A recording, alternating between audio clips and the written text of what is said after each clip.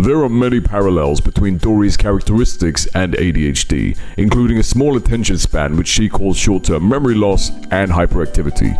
But a deeper look at Finding Nemo shines a light on how neurodiverse people are often viewed by neurotypicals, despite neurodiverse people's proven capabilities. Let's start off with when Marlin and Dory encountered each other at first. Dory was the only person, or fish, who was actually willing to help, and fair enough, Marlin is taken aback by Dory's demeanor at first, although he rather rudely says that something is wrong with her very bluntly, yet is carried by her for the entirety of the quest to find Nemo.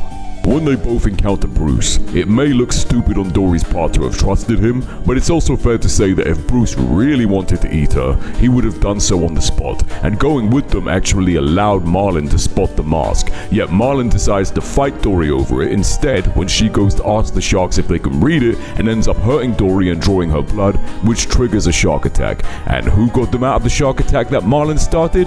Dory. After the whole mine fiasco, Marlin then just blames Dory for losing the map, even though he did the exact same thing as her in swimming in a straight line instead of to the left or right where they wouldn't have bumped into a wall and lost the map. So who initiates the next step? Dory again. With her tenacity, which is seen as stupidity by Marlin and many other viewers, they dive into the abyss and locate the mask, where she's able to read and memorize the address in limited visibility.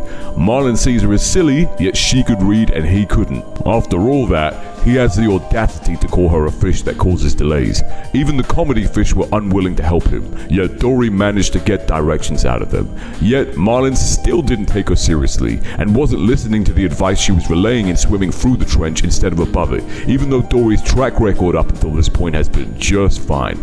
So then they run into the jellyfish field thanks to Marlin, where they find that Dory is vulnerable to jellyfish stings, yet Marlin is immune or has reduced vulnerability due to having lived in an anemone. Wow, I said that right. This is the one time that Dory is dependent on Marlin instead of the other way around, and what does he do?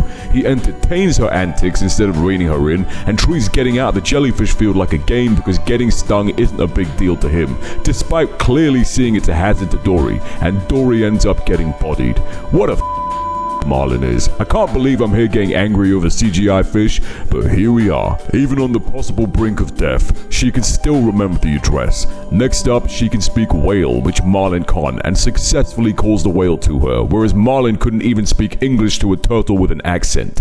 Once in the whale, Marlin begrudgingly trusts Dory's judgment for the first time in the movie, and voila, they get to Sydney. As if Dory couldn't be any more overpowered, she then taps into the inner gangster in her when she found Nemo before Marlin did and stitches up the dickhead crab to get him to talk. Let's be real, Dory saved Nemo, not Marlin. Marlin was a sidekick here. Do you still view Dory as dumb? Well, that's your own bias. I'm not saying it's not understandable to be somewhat taken aback by Dory's mannerisms, but she's not dumb by a long shot, only if you compare surface level mannerisms to most other people, or fish.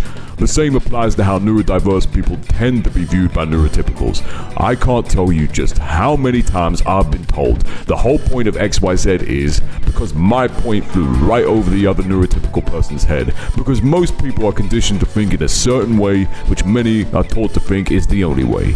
Anyway, I hope you enjoyed that video and have a lovely day.